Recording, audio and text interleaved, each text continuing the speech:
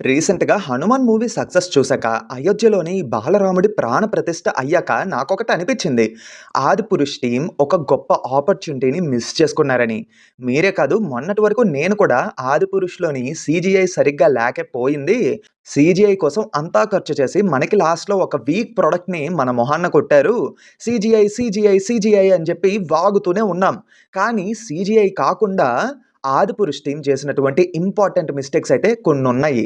ఆ మిస్టేక్స్ ఏంటి?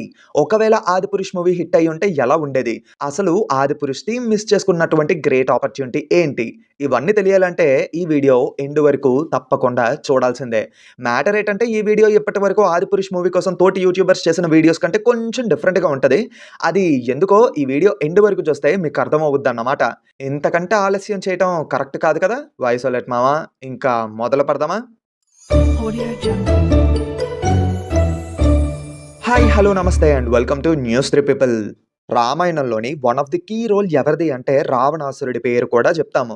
అయితే రావణాసురుడి పూర్తి కథ వివరిస్తూ ఫ్యాక్ట్స్ ఛానెల్‌లో ఒక వీడియో చేశా. ఆ వీడియో లింకు ఈ వీడియో ఎండ్ కార్డ్స్‌లోని అలాగే మన కామెంట్స్‌లోని పిన్ చేసి పెడతాను. ఈ వీడియో అయిపోయిన తర్వాత ఆ వీడియోని తప్పకుండా చూడండి. దాంతో పాటు న్యూస్ 3 ఫ్యాక్ట్స్ ఛానెల్‌ని విజిట్ చేయండి. కంటెంట్ నచ్చితే సబ్స్క్రైబ్ చేసుకొని సపోర్ట్ చేయండి. ఇంక మనం మన వీడియోలోకొచ్చేద్దాం. 'ఆదిపురుష్' మిస్‌ఫైర్ అవ్వడానికి major reason marketing and preparing audience. Mostly ఏంటంటే ఆడియన్స్‌ని సరిగ్గా ప్రిపేర్ చేసే విషయంలో వీళ్ళు కంప్లీట్‌లీ ఫెయిల్ అయ్యారు. రామాయణం అనేది ఒక కొత్త కథేం కాదు. మనం చిన్నప్పటి నుంచి వింటూనే ఉన్నాం. అలాగే పాత సినిమాల నుంచి కార్టూన్స్‌లో కూడా చూస్తూనే ఉన్నాం. అందరికీ రామాయణం అంటే ఇది, రాముడంటే ఇలా ఉంటారు, ఆయన జననం ఇది, ఇందువల్లనే వనవాసానికి వెళ్లారు, రావణుడితో యుద్ధం చేశారు, లంక ఎలా ఉంటుంది, ఆంజనేయుడు ఎలా హెల్ప్ చేశారు, అబ్బో! ఇలా చెప్పుకుంటే ప్రతీది బాగా గుర్తుంది. అందరికీ తెలిసిన విషయం.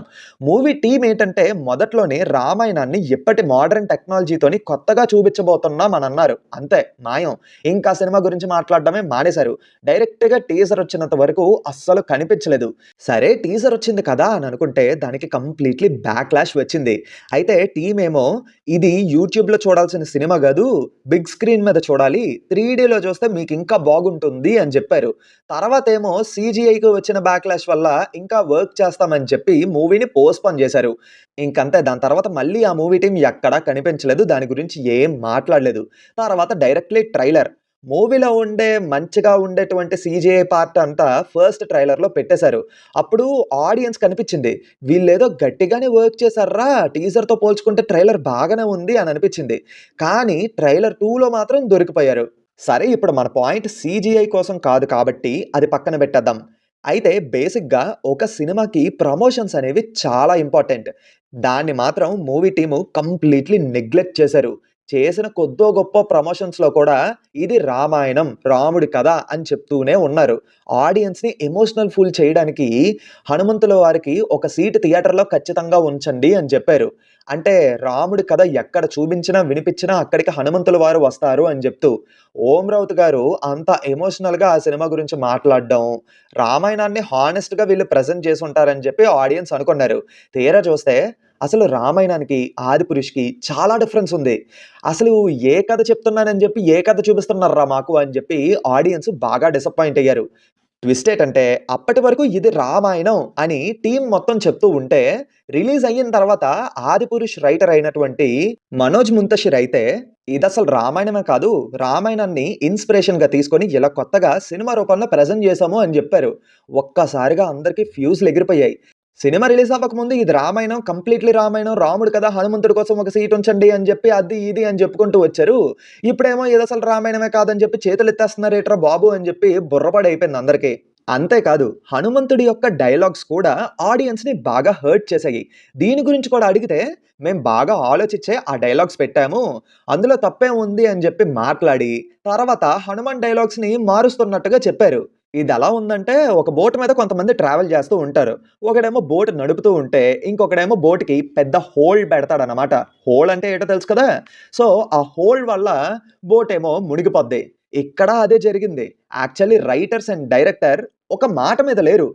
అందుకే ఒకడేమో రామాయణం అంటాడు. ఇంకొకడేమో కాదు అని అంటాడు. రామాయణం ఒరిజినల్ స్టోరీకి వీళ్ళు చేసిన చేంజెస్‌కి సంబంధించి 'ఆదిపురుష్' రిలీజ్ అయిన నెక్స్ట్ డేనే ఒక వీడియో చేశాను. ఆ వీడియో లింక్ కింద డిస్క్రిప్షన్‌లోని అలాగే ఎండ్ కార్డ్స్‌లోని ఇస్తాను. తప్పకుండా చూడండి. ఓం మామ అండ్ వాళ్ళ టీమ్ చేసినటువంటి చేంజెస్ ఏంటో మీకు క్లియర్‌గా అర్థమవుతుంది. ఇంకొక మేజర్ ఫ్లా ఏంటంటే ఈ సినిమా రిలీజ్‌కి ముందు 0 ప్రమోషన్స్ జరిగాయి. అసలు ప్రమోషన్సే లేవు. యాక్చువల్లీ ఇదొక పాన్ ఇండియా మూవీ. అది కూడా రామాయణం అని చెప్పుకుంటూ వచ్చారు. సో, ఖచ్చితంగా ప్రతి చోటకి వెళ్లి దగ్గరుండి సినిమాని ప్రమోట్ చేయాలి. ఇంకొకటేంటంటే ప్రమోషన్స్‌లో భాగంగా ఇంటర్వ్యూస్ కూడా ఇవ్వాలి. అప్పుడే డైరెక్టర్ తను తీసుకున్నటువంటి క్రియేటివ్ చాయిస్ ఏంటి? ఎక్కడెక్కడ లిబర్టీ తీసుకున్నారు? ఎలా కొత్తగా ఈ సినిమాని ప్రెజెంట్ చేయడానికి ట్రై చేశారు అని చెప్పడానికి టైం దొరుకుతుందన్నమాట. కానీ ఏంటంటే వీళ్ళు కంప్లీట్‌లీ ఈ ప్రమోషనల్ యాక్టివిటీని అవాయిడ్ చేశారు.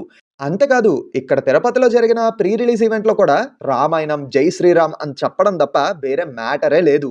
దీనివల్ల ఏమైందంటే రైటర్స్ టీమ్ నుంచి డైరెక్టర్ వరకు ఎవ్వరు కూడా ఒక మాట మీద లేరు. డ్యామేజ్ కంట్రోల్ చేసే విషయంలో కూడా ఒక మాట మీద లేరు. ఇన్‌ఫాక్ట్ సరైన డ్యామేజ్ కంట్రోల్ కూడా చెయ్యలేకపోయారు. మాట్లాడితే జై శ్రీరామ్, రామాయణం అని చెప్పుకుంటూనే వచ్చారు. ఆడియన్స్‌ని సరిగ్గా ప్రిపేర్ చేయలేదు. క్రియేటివ్ చాయిస్ కోసం ఎలాంటి ఇంటర్వ్యూస్‌లో కూడా చెప్పలేదు. దానికి తోడు ఆడియన్స్‌ని ఇరిటేట్ చేసేలాగా సీజీఐ క్వాలిటీ బ్యాడ్‌గా ఉంది. బట్ ఇప్పుడు మాత్రం కొన్ని పాయింట్స్ చెప్తాను. అది జాగ్రత్తగా వినండి. ఒకవేళ టీమ్ గాని ఇలా చేసుండుంటే సినిమా క్రియేట్ చేసే రికార్డ్స్ అలా ఇలా ఉండవు. మొదటిగా ఒక పెద్ద రూమ్‌లోని గ్రీన్ స్క్రీన్ వేసి సినిమాని షూట్ చేయటం అస్సలు కరెక్ట్ కాదు. సెట్స్ వేసి ఆర్గానిక్‌గా సీన్స్‌ని షూట్ చేసి కావాల్సిన చోట్ల మాత్రమే వీఎఫ్ఎక్స్ అండ్ సీజీఐని యూజ్ చేసుకొని బడ్జెట్‌ని కరెక్ట్‌గా యుటిలైజ్ చేసుకుంటూ దాన్ని ప్రాపర్‌గా మానిటర్ చేసుకుంటూ సీజీఐ వర్క్‌ని కరెక్ట్‌గా చేసుండుంటే అవుట్‌పుట్ అదిరిపోయి ఉండేది. నెక్స్ట్ ఒకవేళ టీమ్ ఏంటంటే అందరికీ తెలిసిన రామాయణాన్నే స్క్రీన్ మీద ప్రెజెంట్ చేస్తూ ఏవో కొన్ని చోట్ల క్రియేటివ్ చాయిస్ తీసుకొని దాన్ని ప్రమోషనల్ యాక్టివిటీస్‌లో చెప్పుండుంటే పర్లేదు. ప్రాబ్లమ్ ఉండేది కాదు అంత ఎక్కువగా. కానీ ఏంటంటే వీళ్ళు చాలా మటుకు చేంజెస్ చేశారు.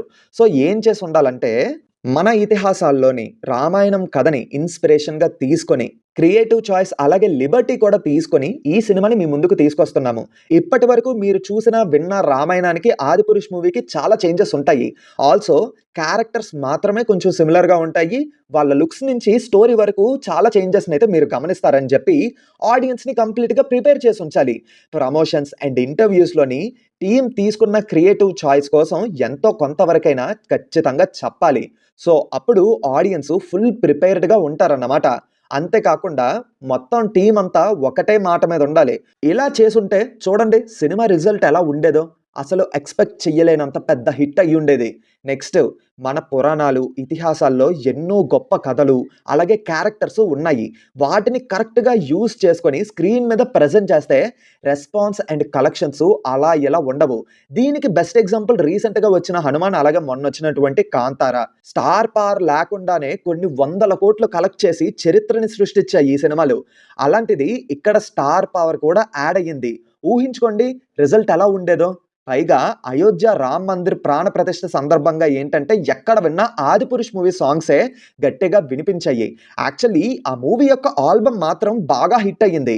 సపోజ్ ఆల్బమ్‌తో పాటు సినిమా కూడా హిట్ అయ్యుంటే ఊహించుకోండి 'ఆదిపురుష్' టీమ్‌కి అలాగే ఆ సినిమాలో నటించిన వాళ్ళకి ఎంత గొప్ప పేరొచ్చుండేదో. అసలైన రామాయణం కథని తీసుకొని లుక్స్ అండ్ క్యారెక్టర్స్ అలాగే డైలాగ్స్ విషయంలో కేర్ తీసుకొని కంప్లీట్‌లీ వీఎఫ్ఎక్స్ అండ్ సీజీఐ కాకుండా సెట్స్ వేసి ఆర్గానిక్‌గా షూట్ చేసి కావాల్సిన ప్లేసెస్‌లో మాత్రమే సీజీఐని యూజ్ చేసుకొని ఆడియన్స్‌ని కంప్లీట్‌గా ప్రిపేర్ చేసి మంచిగా ప్రమోషన్స్ చేసుకొని ఏవైనా క్రియేటివ్ చాయిస్ తీసుకొనుంటే దానికోసం ప్రమోషన్స్‌లోని అలాగే ఇంటర్వ్యూస్‌లోని చెప్పి ఆ తర్వాత సినిమాని రిలీజ్ చేసుంటే డెఫినైట్‌లీ చెప్తున్నాను మామ అప్పటి వరకు ఉన్న రికార్డులన్నీ ఎగిరిపోయి ఉండేవి. చెరపలేని రికార్డులు ఆ సినిమా క్రియేట్ చేసుండేది. ఇప్పటికి కూడా మన తెలుగు స్టేట్స్‌లోని రాముడు అంటే ఇలానే ఉంటారేమో అని చెప్పి సీనియర్ ఎన్టీఆర్ గారిని చూసి అనుకుంటూ ఉంటాము. అదే 'ఆదిపురుష్' మూవీలో ప్రభాస్ గారి గెటప్ విషయంలో కేర్ తీసుకొని స్క్రీన్ మీద ప్రెజెంట్ చేసుంటే ఇప్పటి జనరేషన్‌కి రాముడంటే ఇలానే ఉంటారేమో అని చెప్పి ప్రభాస్ గారిని చూసి అనేవాళ్ళేమో. అన్‌ఫార్చునేట్‌లీ ఇవేవి జరగలేదు. ఇన్ కేస్ నేను చెప్పిన మాటల్ని మీరు కనుక యాక్సెప్ట్ చేస్తున్నట్టయితే డెఫినెట్‌లీ వీడియోని లైక్ చేయండి. అలాగే మీ ఒపీనియన్‌ని కూడా కింద కామెంట్స్‌లో తెలియజేయండి. రెగ్యులర్‌గానే ఇచ్చినట్టుగా ఈ వీడియోకి కూడా ఒక టార్గెట్ ఇస్తున్నాను. 2.5K లైక్స్ అయితే చేసేయండి. కొత్త వాళ్ళు ఎవరైనా ఇప్పుడే ఈ వీడియోని చూస్తున్నట్టయితే ఒకసారి మా ఛానల్ విజిట్ చేయండి. అలాగే మిగతా వీడియోస్ కూడా చూసి కంటెంట్ నచ్చితే సబ్స్క్రైబ్ చేసుకొని సపోర్ట్ చేయండి. ఉంటాను మరి. మళ్ళీ నెక్స్ట్ వీడియోతో కలుద్దాం. Until then take care and bye by.